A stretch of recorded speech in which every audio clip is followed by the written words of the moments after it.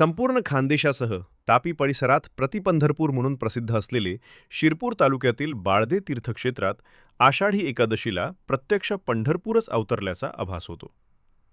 तापी परिसरातील लाखोंच्या संख्येने भाविक विठ्ठलाच्या दर्शनासाठी येथे दाखल होत असतात। नवसारा पावणारे दैवत म्हणून जिल्ह्यात या तीर्थस्थळाची ओळख आहे।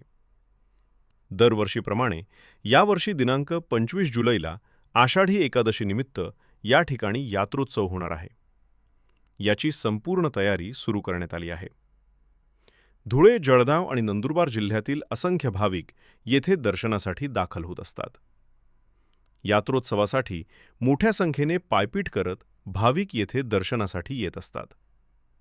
जवळपास 5 एकरातील क्षेत्रात यात्रोत्सवाचे आयोजन करण्यात आले आहे।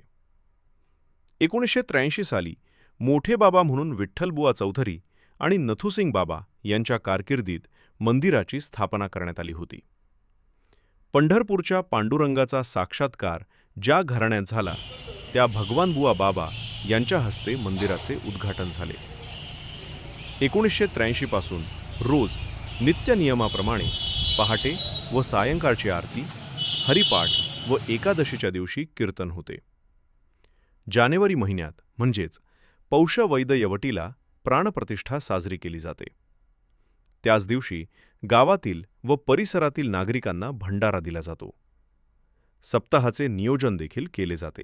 येणाऱ्या 25 तारखेला वार शनिवार रोजी आपल्या प्रतिपंढरपूर बाळदे येथे भव्य दिव्य यात्रोत्सवाचा आयोजन करण्यात आलेले आहे।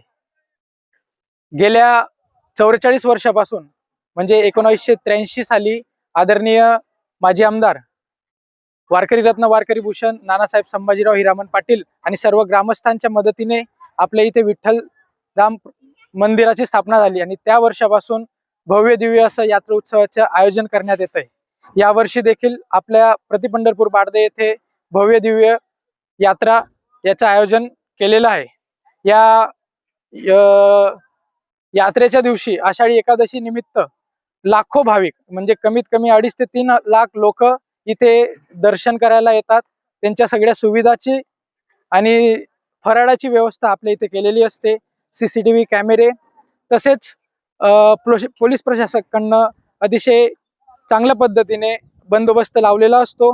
तसेच अनिरुद्ध बाबा सेवा संघ म्हणजे डिझास्टर मॅनेजमेंट यांचे कमीत कमी 100 ते 150 स्वयंसेवक आपल्या इथे कार्यरत असतात। ते त्यांची सेवा देतात आणि आता येणाऱ्या सर्व भाविकांना मी कळकळीची विनंती करतो आणि आपले माजी आमदार आदरणीय नानासाहेब संभाजीराव हिरामन पाटील आणि धुळे जिल्हा परिषदेचे माजी जिल्हा परिषद सदस्य आणि विठ्ठलधाम मंदिर ट्रस्टचे प्रमुख विश्वस्त आदरणीय नानभाऊ जितेंद्र संभाजीराव कुवर यांच्या मार्फत मी विनंती करतो की आपण येणाऱ्या 25 तारखेला यात्रे उत्सवानिमित्त आणि आषाढी एकादशी निमित्त दर्शनाचा लाभ घ्यावा ही नम्र विनंती। पुढच्या वर्षी आपल्याला 3 दिवसाची यात्रा याचं आयोजन करायचं आहे।